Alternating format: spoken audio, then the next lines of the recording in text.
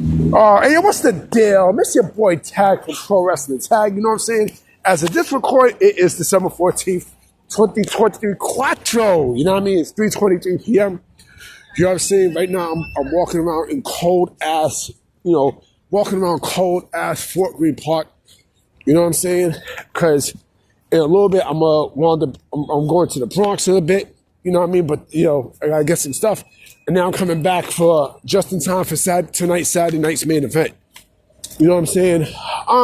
I ate some good ass food too, B. Oh man, I cooked some rigatoni. Oh, that shit was slamming like a motherfucker.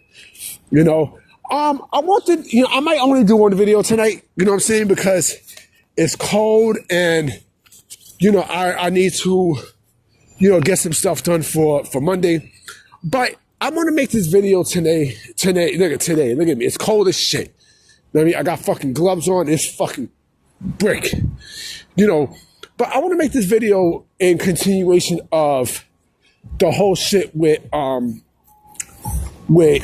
Tessa Blanchard and TNA and everything, because I go on Twitter, right? And I see this nigga Moose. You know Moose. I think he was former TNA world champion. Overrated ass Moose. Who to me, I think, and Moose always been a piece of shit. Moose is one of these guys that, you see, I see why WWE never picked him up. And the motherfucker's a wife beater too. He's a wife beater. You know what I mean? He like putting his hands on females. You know what I mean? That's some bitch shit. But, that same motherfucker. You know what I mean? The one who was in Ring of Honor and all this other shit, right? This bum ass nigga goes and he says on his Twitter account, welcome back home, right? And, of course, that shit got some backlash. You know what I mean? That shit got some pure backlash, So when a fan called him out on it, you know what I mean? I think Max Caster also might say some shit. I don't know. But when a fan called him out on it, you know what I'm saying? Like he said, wife beater and a racist bully. I would say the same shit too. You know what I mean? This nigga Moose starts fat shaming the person who said that tweet, right? Who called him out on it, right?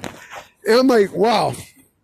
It's not the fact of calling out or responding to the motherfucker who you called out, who called you out. It's not that. It's the fact that you went on Twitter to welcome back a bitch who basically is not only a bully, but she's a racist too. You know what I mean? But then I'm thinking about it. I'm like, maybe he likes maybe he likes a white female calling him nigga to his fucking face. Maybe he gets excited off of that shit. You know what I'm saying? And he feel like, oh well, I like that, so I'm going to defend everything that she does. And basically that's what he's doing. That's exactly what a lot of people in TNA are doing, right? And it's laughable because I'm like, yo, this is a company that, up until this point, they had a great 2024. And then, bam, this shit. And you know what? As I'm talking, something else just kicked into me, right? And I'll post this as a tweet on Twitter, right? I wonder if this is why Scott D'Amore left.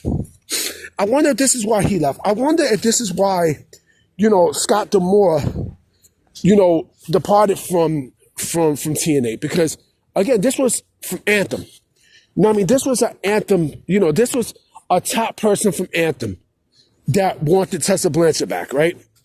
And I think Scott D'Amore probably was like, fuck this. I don't, I'm not in favor of bringing this bitch back. You know what I mean? I'm not in favor. You know what I'm saying? So, maybe that also might have played a role into it, because yes, even though Scott D'Amore bounced, early in the year, who knows if they were talking about even bringing her back earlier. And he said, fuck this shit. I don't want nothing to do with her. Right? And then, because they knew Jordan Grace was going to leave. They knew she was leaving. They know she was fucking leaving. Now, I mean, they know she was, she wanted out. But what happened was they basically disrespected Jordan Grace. They disrespected her by bringing back, a piece of shit like Tessa Blanchard. You know what I'm saying? And look what happened. Because they need to compensate for the potential losses of, Jordan Grace, fucking Josh Alexander, and Speedball Mike Bailey, right? And they're that desperate. Like, they can't create stars. They can't do none of that shit, right? So, and again, I see people defending. I see the people defending, say, oh, we'll give her another chance. People deserve second chances and such. Again, this bitch had second, third, fourth, fifth, and sixth chances. And she burnt bridges with all those chances. You know what I'm saying? So she has to carry that baggage for the rest of her life. Or not even the rest of her life, for the rest of her wrestling career. And that's another thing I forgot too. She never issued a public apology. Nothing. She didn't issue shit. And I'm telling you right now, it's going to happen again. This shit's going to blow up again. It's going to blow up, and then I'm going to sit there and I'm going to laugh. Because it's expected to happen. But the fact that you got people defending, you got people in the company defending, TNA for bringing her back, I'm like, wow.